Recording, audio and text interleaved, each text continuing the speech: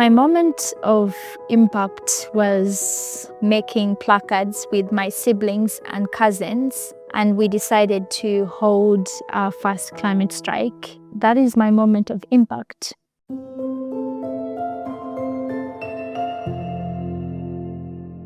Hello. Today's impactful guest is Vanessa Nakate, a Ugandan climate justice activist focused on Africa and the founder of Youth for Future Africa, the Rise Up movement, and Vash Green Schools Project. She is also the author of this fantastic book I cannot recommend highly enough, called A Bigger Picture: My Fight to Bring a New African Voice to the Climate Crisis. From her home in Kampala, she advocates globally for Africa and the Global South, as they are the countries most affected by climate change, yet contribute the least to causing it. She brings awareness that death and destruction from climate change are not something that will happen in the future. They are already happening right now in her country of Uganda and across Africa and elsewhere. Her accolades are too numerous to fully list here, so check out her Wikipedia. But notably, she has spoken at the UN climate change conferences, COPs. She is a global ambassador for UNICEF, a young leader for the Sustainable Development Goals of the United Nations, and a Time magazine cover Time 100 Next awardee. Welcome, Vanessa. I am so inspired by your massive impact and so honored to speak with you today. How are you? Thank you so much, Katie. I'm really excited to have this conversation as well. I'm doing good. I hope you are doing good too. Absolutely. And let's start out with Vanessa. What is your moment of impact? My moment of impact was when I started to read about climate change, and that was in 2018. And I got to learn how it was impacting the lives of the people in my country, Uganda. When I realized that it was affecting so many communities, I decided to do something about it. And I remember one day making placards with my siblings and cousins, and we decided to hold our first climate strike in different locations in Uganda. So that is my moment of impact. Wow. Thank you for sharing that. Let's go to that moment, because having read your book, I have an appreciation for you sharing that you consider yourself a bit of a private person.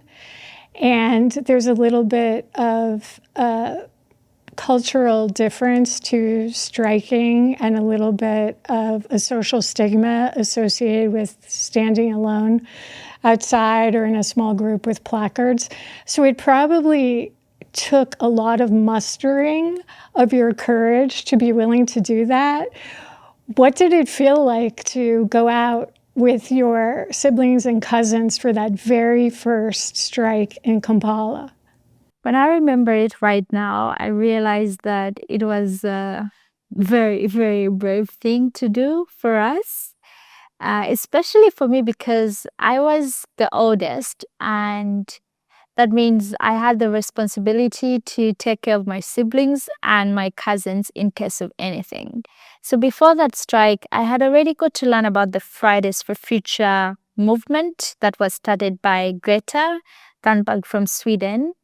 And I really wanted to do the climate strikes, but then I was very scared to do it. I was very scared to go to the streets, and it took me a while to actually join the movement. And then I remember this specific day. It was in the first week of January in 2019. And I really wanted to do the climate strike. I just felt like I had wasted a lot of time and the climate crisis was still happening. I just had this really unexplainable urge and desire to go to the street and raise awareness about what was happening in my country. And I remember making the decision to do that very first climate strike. But then when I made the decision, I realized that it was already Saturday. So I had missed the climate strike of that week because there were Fridays for future climate strikes. They would happen every Friday. But because, this unexplainable desire in my heart or voice leading me to go to the street was so strong, I ended up having my very first climate strike on a Sunday with my siblings. It still wasn't easy, I should say, because we met so many people. Some were supportive of what we were doing. Some thought that we just didn't have anything to do because why would we be standing on the streets on a Sunday morning? But then there were others who were supportive of what we were doing. Yeah, I just want to underscore for anyone listening to this episode, when you hear Vanessa be so authentic and share with us that it took a lot of courage and she had some fear. It wasn't something where she just popped out of bed and went out there. And there's a lot of cultural resistance in her community to this type of expression. And so it really took a lot of courage. So here's an example of someone using their voice to create effectively the first climate strike in Africa, and the rest is history. So I really want to salute your bravery. And for anyone listening out there, don't let fear stop your inexplicable urge, to quote Vanessa, to do something that matters. So when I read the book, you talk about how you actually snuck out of the house with your siblings and some cousins early in the morning because you were a little bit worried how your parents would react to it. And then it turns out they're your greatest advocates. So talk a little bit about what that was like. Yeah, I would say when my mom saw us making those placards, she didn't really understand much of what we were doing because we made them from home. She asked some questions, but then I remember she didn't fully understand what a climate strike was. I think it was also new. It was new to so many of us. It was new to me as well. However, when we, went for that strike, of course, she urged us to be careful as we're doing the strike. But also, my father was also quite supportive. And I got to really learn this a year later on after studying my activism, when he shared with me that when I had started going to the streets and, standing with the placards, a number of family friends and even relatives reached out to him, telling him that what I was doing was embarrassing and that he should tell me to stop. And my dad, being my supportive dad, he never told me to stop. And he also never shared that with me. I think he decided to share it with me a year later on when he knew that I would not be discouraged by it. I believe that he was concerned that if he told me earlier, I would have been discouraged by what people are saying. So he decided to keep that from me. So I've seen my parents' support and I really appreciate it from the time I started activism until this moment. Yeah. Shout out to your parents. Thank you so much. And to you for taking that step and listening to that inexplicable urge.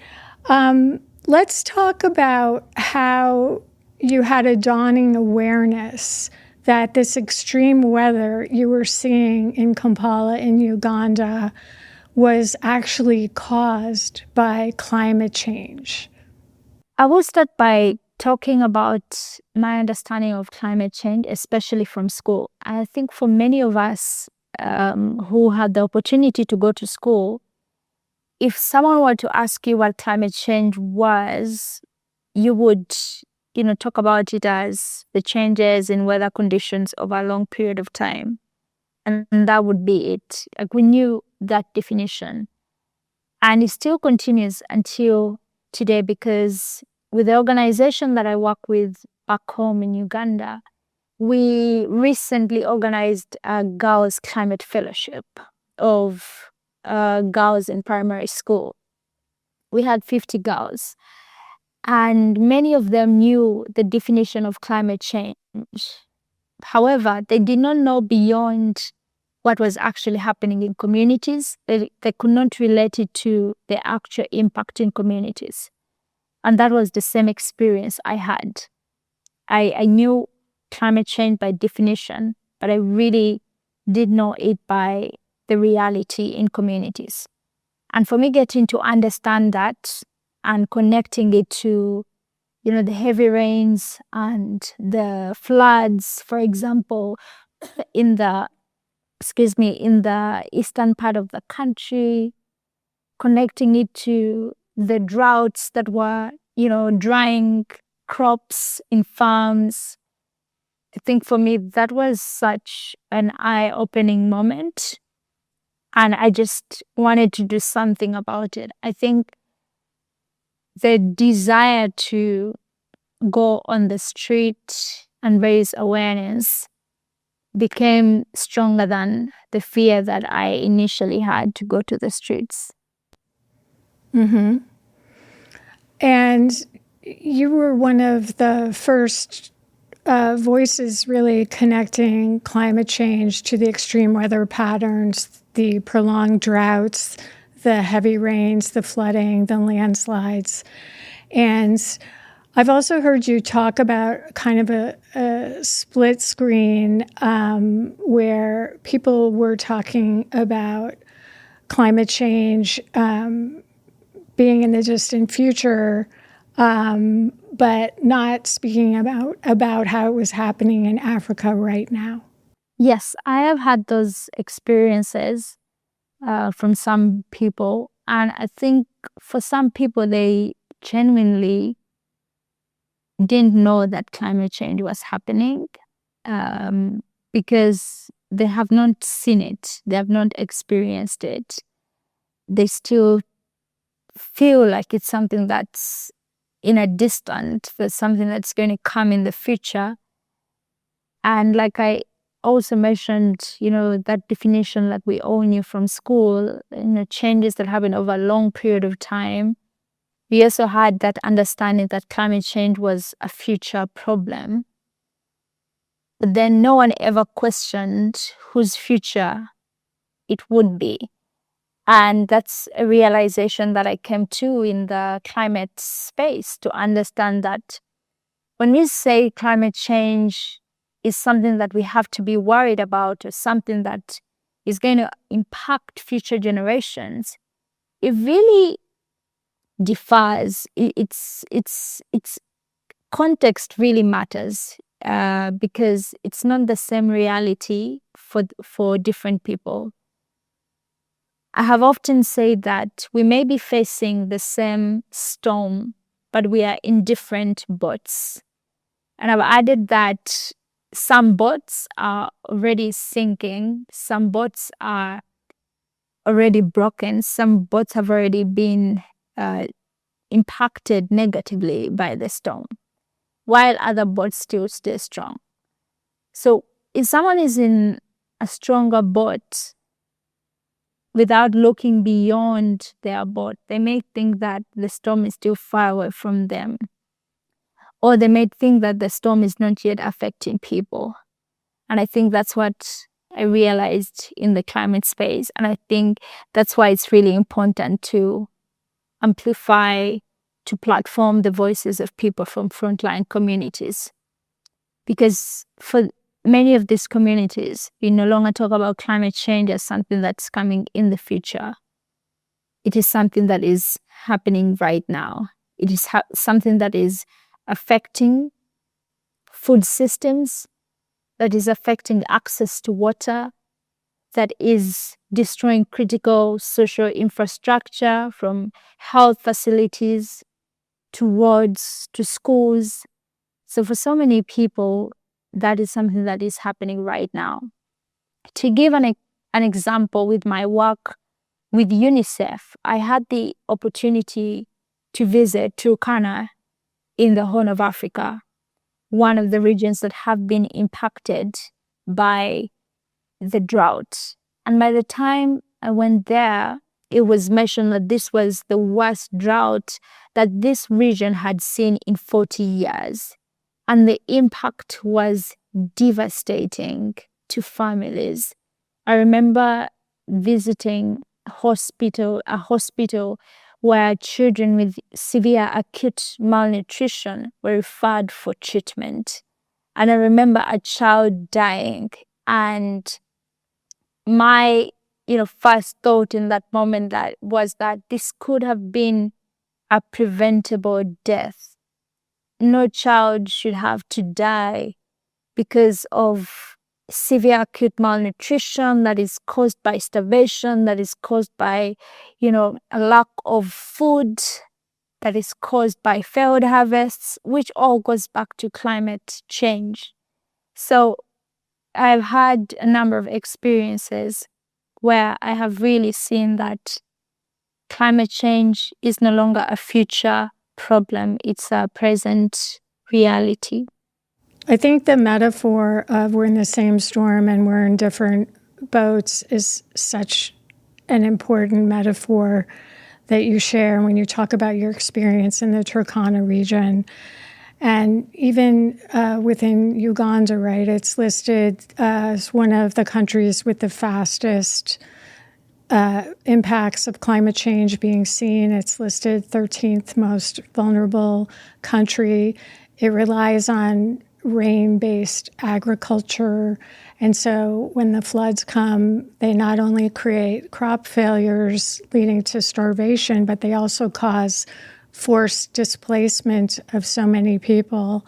I think I read from 2018 to 2020, 334,000 people were forcibly displaced by climate change. And you talk about intersectionality, how important it is to amplify the voices that are being left out of the conversation, and your work as a global ambassador for UNICEF, which is what took you to the Turkana region. So can you talk a little bit about your work to amplify the voices of marginalized communities and children that are left out of the conversation?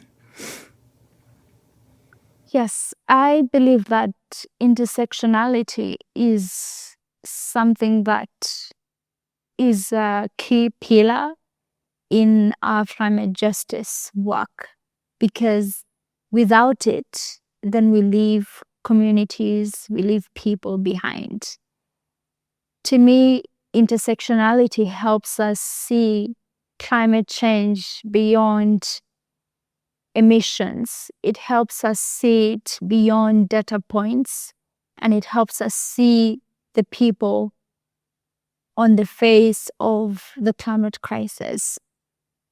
It helps us see beyond, the statistics. It's very easy for people to read a statistic of maybe thousands of people have been displaced by, a flood or a drought, and then feel bad about it, and then it just ends there, and then their life continues without paying much consideration to the people that have been displaced or been impacted.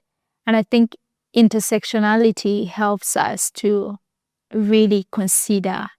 It helps us to consider people, and I believe it makes the climate justice fight a necessity, something that is beyond a passion.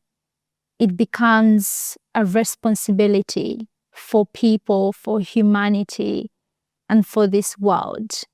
And there's so many ways that I have personally engaged on intersectionality, from, how climate change impacts children to how climate change impacts women and girls.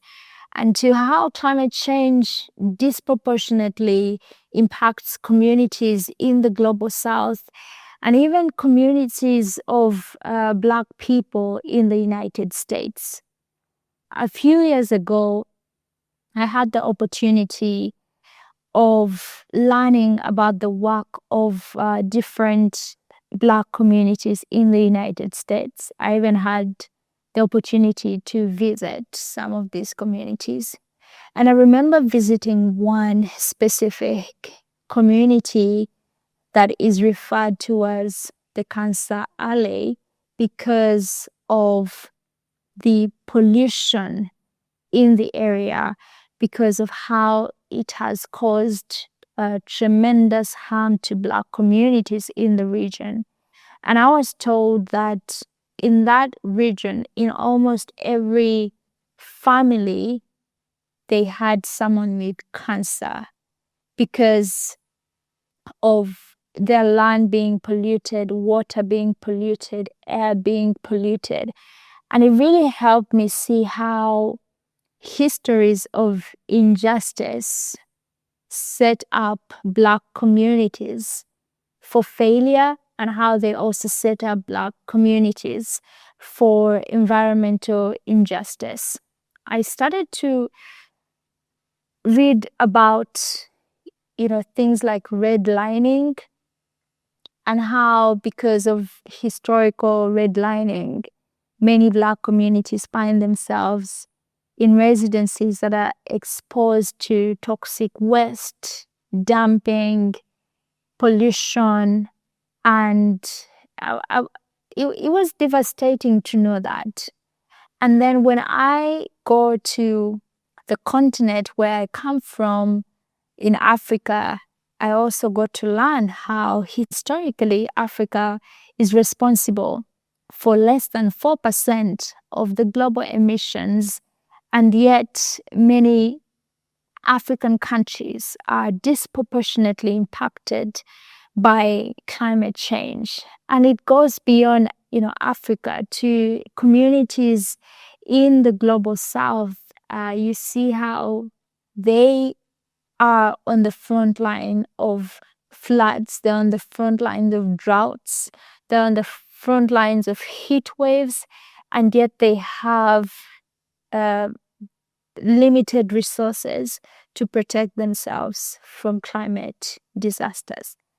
These are the communities that are not in the strong boats. These are the communities whose boats are already sinking. So that's why it's really important that when people talk about climate change, they really think about it from the perspective of people. It's about people. Before, we talk about emissions, before we talk about statistics, this is about people. When the land is polluted, it's people's health that is going to be impacted. When the water is polluted, it's the access to safe drinking water that is going to be affected. That's why it's really important to see some of these intersections of, climate and race, or climate and children, or climate and gender, with women, especially, women in global south communities who have been given responsibilities by society to provide food for their families, to find water for their families. So you find that they are on the front lines of the climate crisis. They are the first responders. They are the ones on the ground when there are failed harvests. They are the ones having to walk long distances to find water for their families in case water sources have dried up. It is girls who have to drop out of school if their families can no longer take care of them. It's girls who are forced into early marriages. So sometimes people will say, gender has nothing to do with climate. And you just need to do a little research. It doesn't even have to be in-depth, research. You just need to do a little search and see that when we talk about climate, it's actually disproportionately affecting specific groups of people. And we really need that intersectionality in the climate work. Thank you so much for sharing that. And I have learned a lot from you. And I really appreciate how you frame that climate justice is rooted in racial and social justice, and how the people most affected are the least contributing to it, and they're excluded from the conversations, and they're prevented from accessing the aid that they need. And when you talk about the intersection between gender and climate, I found it really interesting to learn that even in Uganda, girls are not encouraged to climb trees, which would be one of the main ways you could self-rescue in a flood. And then you talk about the disproportionate burden on girls to go seek water, which sets them traveling far, puts them at risk for other types of violence, and means that they can't continue their learning journey. And I appreciate you shining the flashlight back on the United States, where we have a extractive mindset towards the rest of the world. We have a colonial mindset, and we have structural racism that plays out in terms of social and economic disparities. As you accurately state, Vanessa, we have the have and have-nots in the United States. We have the greatest disparity in wealth that we've ever had. And we have an administration which is actively removing not only the climate protections, but the social welfare protections, food stamps, early education. And we have these areas of the country where you accurately state the redlining has not only concentrated their inability to escape the toxic pollutants, but has also caused them to be disenfranchised from the vote.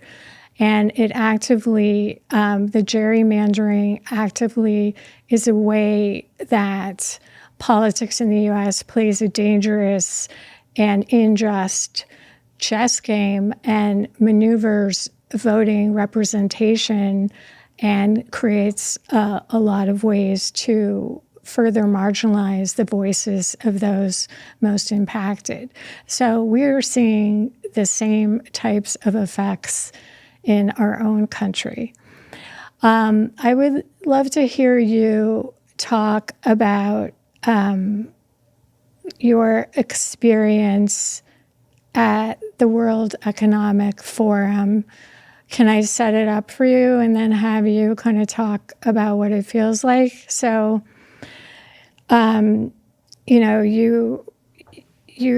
you start your activism in 2018. By 2019, you're a very established voice globally on social media. You've built a following. You're one of the main climate strikers in Africa. You're invited by Arctic Base Camp to go to Switzerland to participate in their activities in and around the World Economic Forum in Davos.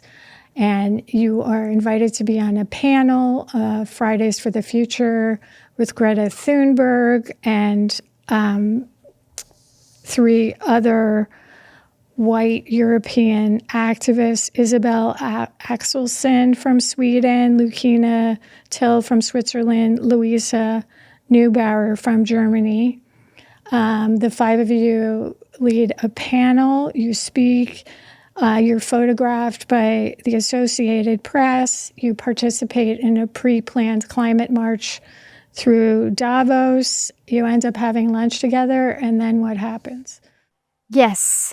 What happens after that lunch, I see a post on Twitter, and it was a post about the press conference that I had participated in with the other activists.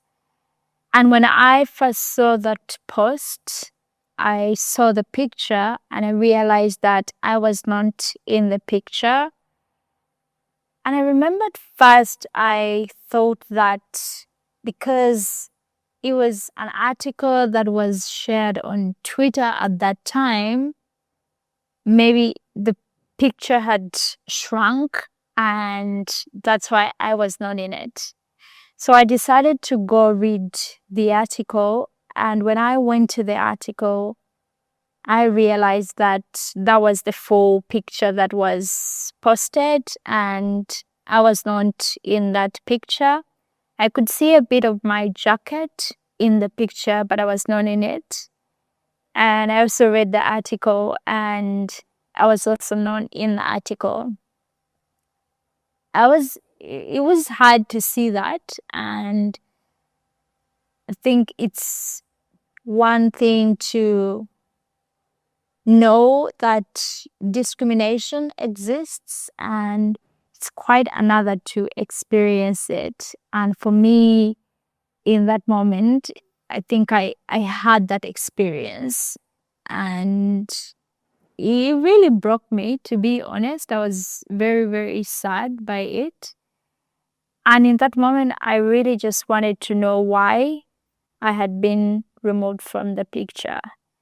And I remember, I think it was quote retweeting. That is what I did on that article, on the post that had been shared, to ask why I had been cropped out of the picture, because I knew that I was there. I knew I had to be there because we took all those pictures together, but also just seeing a piece of my jacket in the picture was enough to know that I had been removed.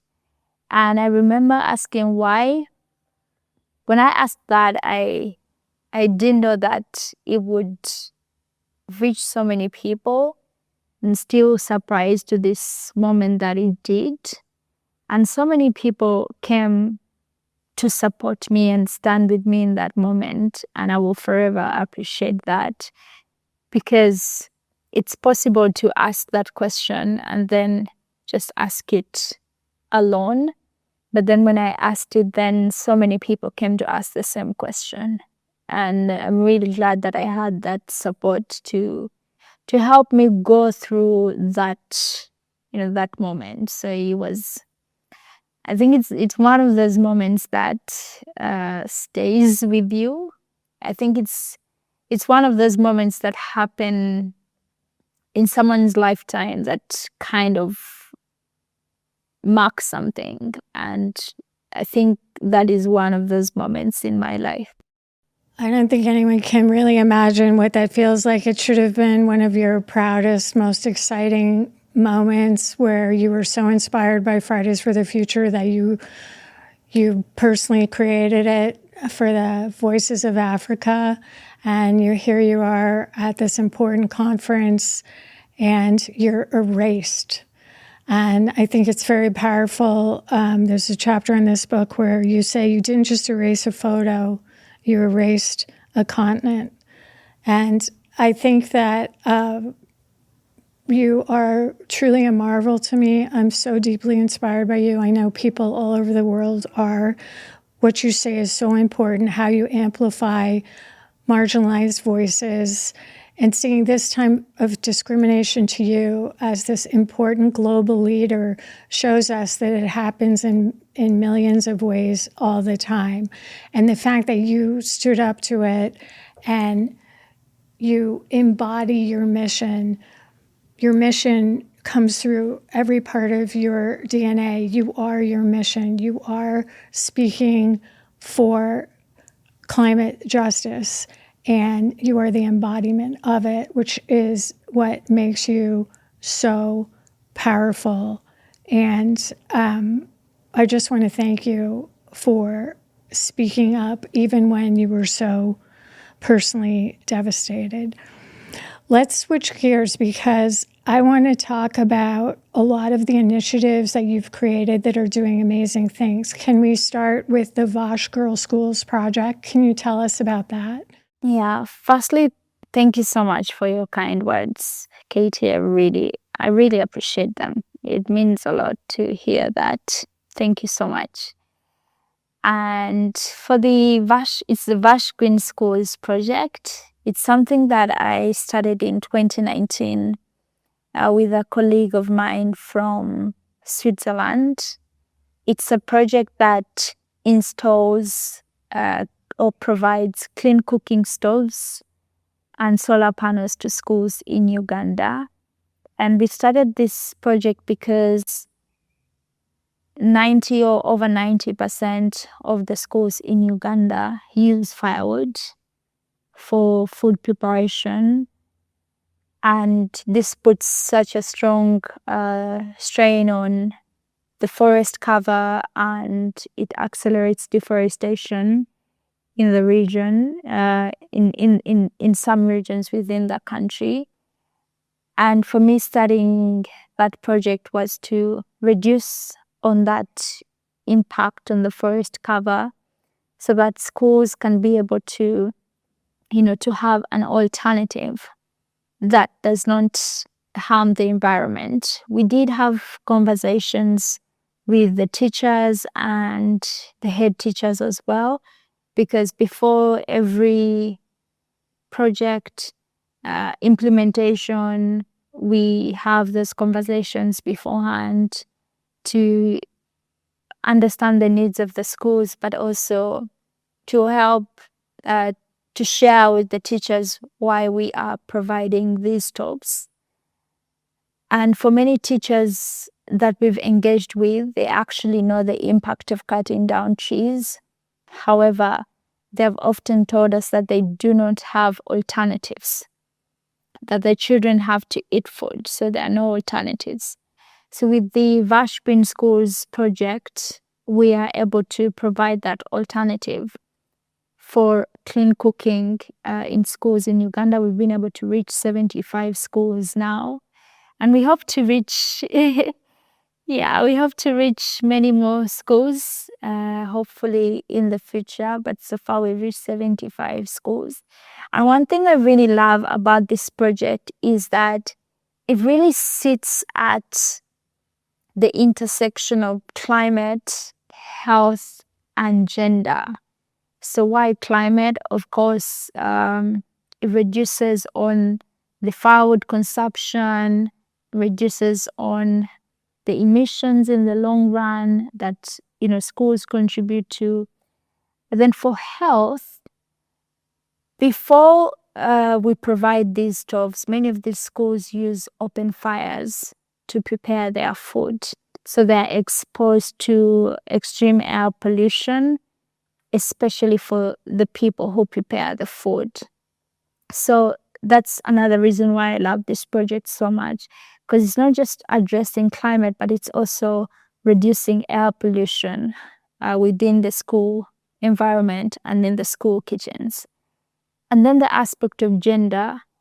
For most of the schools that we've worked with, it is women who prepare food for the schools. They are the chefs in these kitchens, and they are the ones exposed to that pollution from the open fires. But also many of them they cook with their babies on their backs. So even the children face that impact. So every time we provide these stoves, you can see the joy when we go back to do an evaluation to understand how the stoves are working, and just that joy that the smoke in the kitchen has been reduced. Schools can save on expenses. They don't have to use a lot of firewood. I think for me that's one of the things that really gives me hope that we can change this world one community at a time. And with the Vash Green Schools Project, we are doing it one school at a time. I love it. I love it. It's a win-win-win. 75 schools. Congratulations. That's a massive, massive impact. We're going to have links, and there's links available online. It's a very easy way, wherever you are in the world, to use your money to support a project that has a direct impact.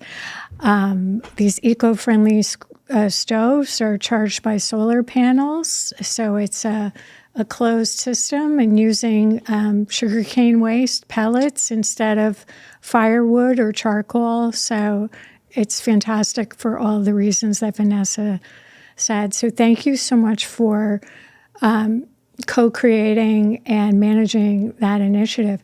Can you tell us a little bit about Youth for Future Africa and the Rise Up movement, where you amplify the voices of other activists?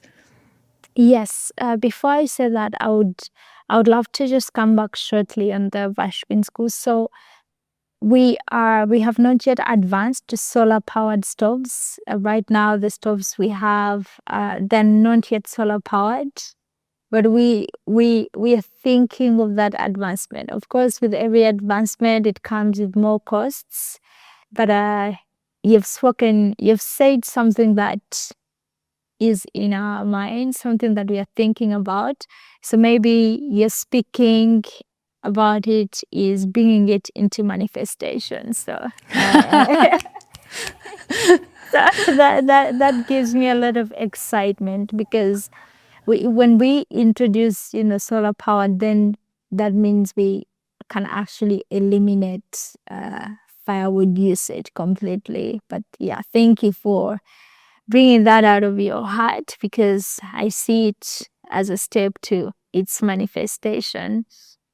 And then regarding the Youth for Future, so how Youth for Future started, it was in 2019 when the Fridays for Future movement had started, and I had done a number of strikes. I was starting to talk to some of my friends from university and some of my colleagues to tell them about the climate strikes and why they should join. And I remember many of them were kind of concerned about it, because the way the media would talk about the Fridays for Future movement, it felt like it was a movement for only teenagers, and many of my friends felt like they didn't qualify to engage in the movement, because we were just out of university. So I told them that there is a way that we can engage, within the movement by calling ourselves Youth for Future. It doesn't mean that the movement was gatekeeping. There was no form of gatekeeping. It was just that the majority of the climate strikers were school going children, and some of my friends felt like they didn't know how to engage with the movement. So that's how the idea of Youth for Future came in, and some of my friends joined the movement, and they're still actually doing climate activism to this moment. Some have even started their own organizations, which is really incredible to see. They continue to make impact in their work.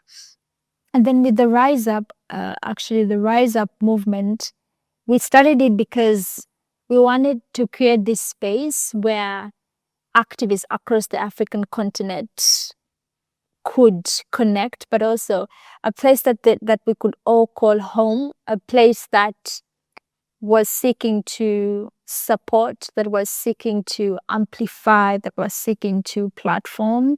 And we did so many different things to really share the work of different African activists.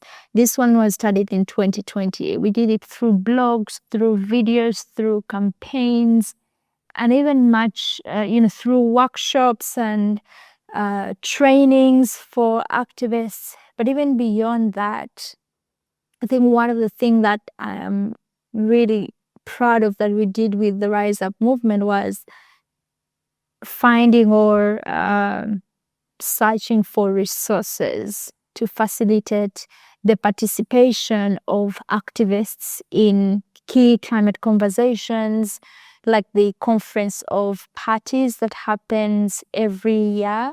So with the Rise Up movement, we were able to get support to facilitate a delegation of African activists at COP27 in Egypt, COP28 in Dubai, and some other regional conferences like the Africa Climate Summit in Nairobi. So that's really the heart that was behind Rise Up, to open up these spaces and just amplify each other's work. Vanessa, you are a climate justice activist first and foremost, and you're very focused on amplifying the work of others and creating an inclusive environment which is mutually reinforcing and mutually supportive. And I think it's such an important lesson for people out there who are inspired, like I am, and like so many people around the world, by Vanessa's work and her advocacy, to meet the people where they are in building a movement. Like, understand adapting Youth for Future to make it, post college, so that it could be more inclusive and make people more comfortable and invite more people into the tent. And then thinking about amplifying other African activist voices to create these coalitions that then could go to the Conference of Parties, the COPs. And you've been to many COPs. A lot of your speeches are viewable online and are fantastic. And I might get some of these details wrong, but I want to talk about the main points, so feel free to correct me. But one of the videos I saw was, I think it was in Glasgow, and you were on this stage and you were being interviewed, and you said, "I'd like to see a show of hands of the ministers. I like to ask 2 questions." And the interviewer gave you a little bit of a rough time. "Oh, there's so many ministers here." And you're like, "How about just a thumbs up?"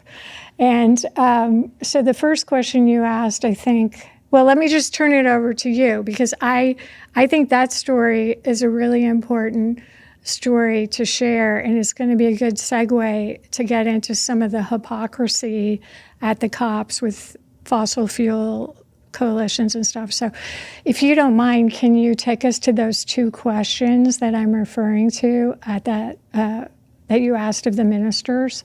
Yes, I remember that was in Kenya, actually. I don't remember the exact year, but it was in Kenya. And it was about loss and damage. I remember the 2 questions were about loss and damage. I may not remember the exact questions. However, the first question, I believe, was I asked the ministers, to put their thumbs up if they believe that communities that were being affected by climate change deserved or needed loss and damage finance to help them. And then there were a number of ministers who had their thumbs up. But then when I asked which ministers are going to do something about this, whose governments are going to do something about this to ensure that, this support reaches the communities, and then there was really great hesitation from the ministers. And in that moment, I think for me, it really showed the promise, the gap between the promises, but also and the actions that are delivered by governments. And like you've said, it showed that hypocrisy of someone saying that, they believe that this is important to do, but then they don't want to commit to do it, especially when their governments have the resources to do that. So it actually makes me remember something that I've said before, that, commitments will not stop the climate crisis. speeches will not help communities. Real support does that. Real action does that. And for so many COPs or summits, climate events, we've seen leaders come and give speeches. We've seen them make promises, we've seen them make commitments. However, they draw back on those commitments. They don't fulfill those commitments. So there is that, that broken trust between the people on the front lines and the people who are promising to support these communities. And I think that moment really showed that so visibly. It really showed it so visibly. And I don't know if it was during the same interaction or at a different time, but some of your words stick with me that relate to the theme. Where you said, we've made the speeches, we've built the case. How many more speeches? How many times do we have to rebuild the case? Fundamentally, the global north, which has most of the richest countries on earth, have created the climate crisis. And the ones on the front lines suffering the most are the global south. And so the question here is not pledges, sweet nothings, pretty words. The need is for, as you say just now, is for action and for money. Show us the money. And I think you were one of the co-authors of a letter to The Guardian and have done other advocacy measures to suggest that we should have a loss and damage compensation fund, which would provide monetary assistance to the countries most affected to help create climate-resistant infrastructure. And I think the United Nations has said that for every $1 invested in climate-resilient infrastructure, the return is $6. So for people out there with this capitalist mindset, it's even a return on your investment, let alone the moral imperative, the justice imperative, and the need to rectify the fact that the greatest polluters on earth are not paying a penny towards helping those who are experiencing death and devastation, starvation, and poverty from climate change. So can you talk a little bit about your conception of the loss and damage compensation fund and how we should think about it? Yes. So for a while, I understood what climate adaptation was and how investing in adaptation helps communities, build communities' resilience to climate impacts. So it protects communities amidst climate disasters. However, the more I understood more about climate issues, I got to learn about loss and damage. And I realized that when adaptation fails, that is the beginning of loss and damage. So again, that, interconnection piece comes in. If adaptation is not funded, then we have more loss and damage. And it's really this understanding that there are certain things that we can adapt to, and there are certain things that we cannot adapt to. And I've said before, communities cannot adapt to the loss of their cultures or the loss of their histories. They can't adapt to, starvation or the loss of their, their livelihoods. So that's really where loss and damage comes in. It starts when adaptation ends. And because the adaptation, the finance to adaptation has also been insufficient, then we've had communities experience more loss and damage. Of course, through years or even decades on this, we finally saw the Loss and Damage Fund established and operationalized. And we saw, countries make contributions to this fund. However, it still sits at about $800 million, which is not enough for communities. And contributing to this fund it's voluntary. It's seen as solidarity or charity to frontline communities. No one is being held accountable if they don't contribute to this fund. That's why since it was operationalized at COP28, the world is now heading to COP31. It still only has $800 million, which is not enough for communities and the impacts that they are suffering right now. And like I said, in my journey of activism, I learned about adaptation, then I learned about loss and damage, and now I'm learning about global climate reparations. And when you look at loss and damage finance is for present harm and what communities are suffering right now. However, there is a conversation that I have started to learn and understand around global climate reparations and how it's beyond the harm that is being caused in the present, but it's also about the harm that has been caused in the past, and why there has to be reparative justice for these communities. And it's something that I have learned from Black communities. It's something that I've learned from indigenous communities, to understand that even this system that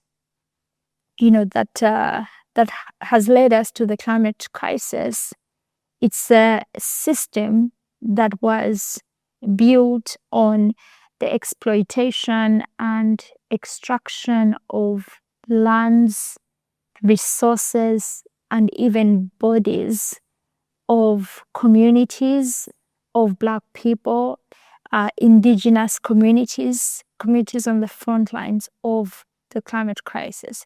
So now the question is, who is going to pay for that past harm? And that is where global climate reparations comes in. It's really this incredible body of work that is being developed by different organizations. It's led by Taproot Earth, an organization that is rooted in advancing the climate reparations work through Black liberation and indigenous sovereignty. And I think that is also another conversation that people need to know and people need to understand. We need to talk about adaptation. We need to talk about loss and damage, but we also need to talk about the global climate reparations that address the terrible impact and harm and exploitation that was caused to communities on the front lines, communities of Black people, indigenous communities. And it also helps us to think about how climate actions should look like, because now there is a growing conversation on green colonialism and how even the transition to renewable energy, if we are not careful, if we don't have that justice piece, then then people who have already been impacted by the extractivist industry will still be impacted by the renewable energy industry, but this will be more packaged as green climate solutions. And why is this? Because of the critical minerals that are needed for the renewable energy revolution. These minerals, most of them are found in indigenous communities. They're found in African communities, global South communities. So there is again that question of how do we make the transition to renewable energy without harming communities, without extracting from communities, without without replicating the same injustice that has been caused before. So it's just that understanding that when we talk about climate justice work, we have to understand that we can't have climate justice without climate adaptation. We can't have climate justice without, loss and damage, finance. And we can't have climate justice without global climate reparations.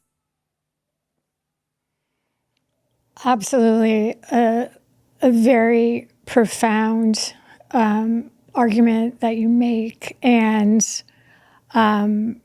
we need reparations to address the legacy of harm, the extractive, colonial, capitalist, global north efforts to take the resources and create climate damage, and it needs to be addressed. It's a deep topic. We could do a whole podcast on it. And I know there was one other part of the conversation you wanted to cover.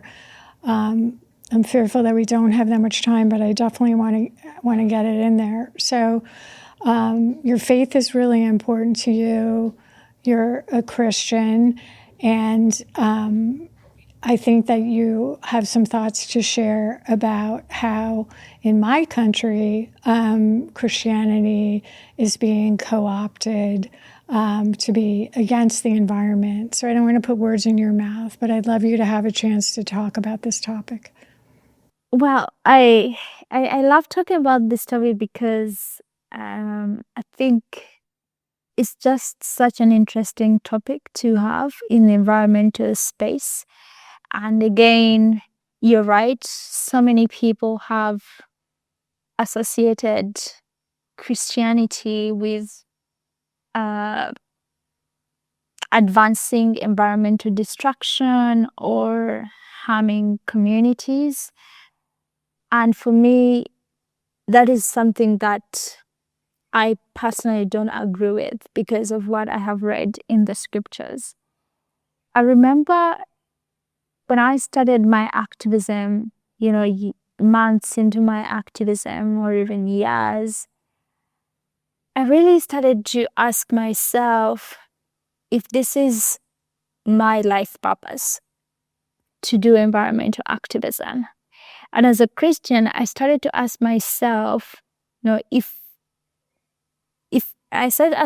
if God would be an activist, if he would be a climate activist, if Jesus would be an activist. I started to ask myself those questions, and I went to the scriptures to try and understand, what does God think about climate? What does he think about the environment? And of course, you're not going to find, the terminologies we have right now on emissions, but you'll find the understanding there. You'll find the idea there. And I got to learn just from the very first book, Genesis, I got to learn that the very first responsibility or divine mandate that God gave to human beings was to take care of the earth. And in simple terms, that is what climate activists are doing, in my own understanding, to take care of the earth, to preserve the earth, to be a good steward for the earth. Because when the earth is well taken care of, then it means all life on earth as well is well taken care of. So that was one of the scriptures that helped me realize that actually if, God was physically walking on this earth right now, or if Jesus was physically walking on this earth right now, like he did thousands of years ago, then he would definitely endorse and support environmental activism, because even the Bible itself says Jesus is the firstborn of all creation. So if you are talking about creation care, there is a firstborn of that creation. That means he cares about creation. And for me, that is really my understanding, that environmental activism, it's more than just wanting to protect the environment or to speak up for communities. To me, it feels like a divine responsibility to be able to extend the hand of God by speaking up against injustice, by talking about protection, by talking about justice, by talking about well-being. And if someone takes time to read more in the Bible, you realize that, especially in the story of Jesus and his life and the things that he did, you realize that he was always standing up for the oppressed. He was always standing up and standing with people that societies or the communities, had cast out. He was standing with the people that the world right now does not want to stand with. He was with the people that the world feels should be cast out of society. He stood with those who faced injustice, those who are oppressed. And for me, having that understanding is enough for me to continue doing my work, to know that every time I speak up against injustice or talk about what's happening in the community, I have the backing of God with me. And it's really sad to see what is happening in the United States right now, to see how people who say they are Christian are doing things that Jesus himself would not do. Because why are we Christians? For me, my understanding of being a Christian is, we are Christians because Jesus Christ died and resurrected from the death. And because of that, when we believe on him as our Lord and our Savior, then we become Christians. So if someone says they're Christian and then they do things that Jesus himself would not do, then for me, it's really, really sad. I think we need more Christians to go back and read the Bible and really see the heart of God towards the environment and the heart of God towards humanity.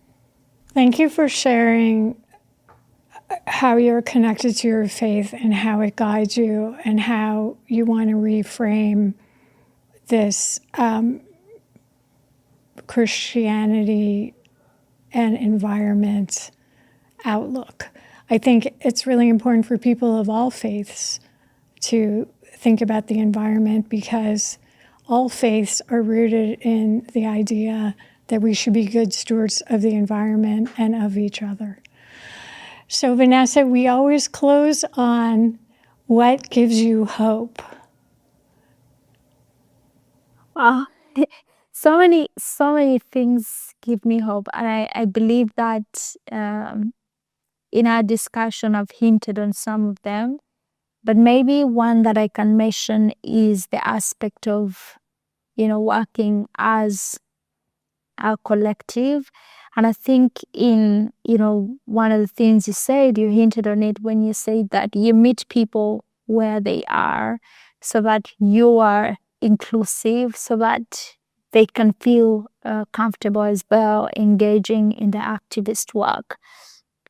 And it just made me realize that, when we meet people where they are and then we show them the vision that we are working towards. So it's more like you meet someone where they are and then you walk together to where you both want to be. And I think that is really the power of the collective working together. And someone once said that the world does not need, individual heroes. The world needs collective heroes.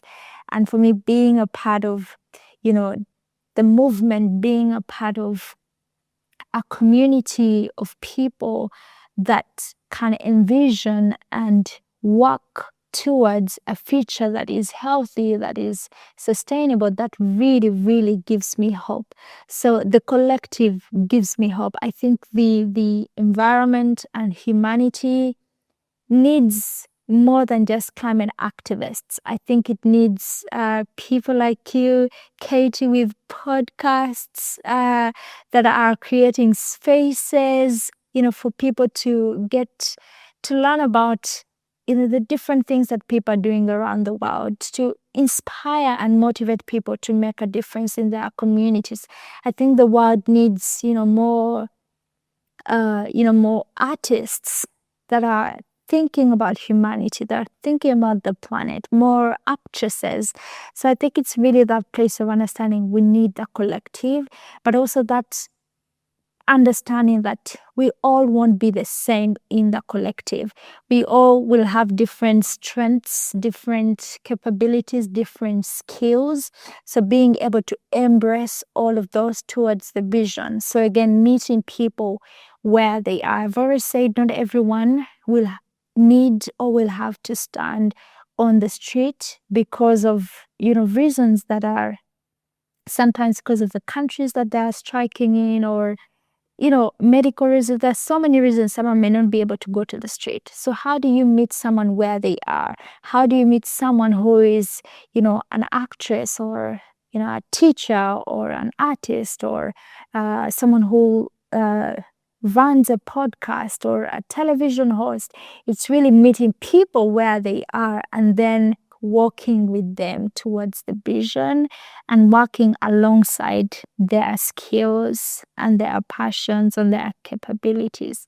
So for me, the collective gives me hope. I just feel like when we work together, when we work united, then we are unstoppable. When we walk together, when we are united, we are unstoppable. Yes, Vanessa, yes. And I'm proud to be walking with you, following your excellent leadership, your advocacy, your inclusiveness, your open heart. You're amplifying marginalized voices, including those who should be at the table because they're most affected. And everyone out there, here you see before you someone who woke up one day and said, enough is enough. I can no longer resist this irresistible urge. I have to use my voice and my capabilities, no matter whether I'm fearful, no matter whether it's scary. I'm going to take the first step. And the first step towards the impact you care about is what creates global movements of change. And Vanessa took the first step and became if not the, but one of the most important global voices in the climate justice conversation, and importantly, amplifying the needs and the love for Africa and the global South. So thank you so much, Vanessa. It has been my absolute honor to have you on this podcast. Everyone, go fund Vash Green Schools Project so we can get more schools. Let's get the 76 school and start thinking about solar panels. Thank you, Vanessa. Thank you so much, Katie, for this conversation. I really appreciate the opportunity.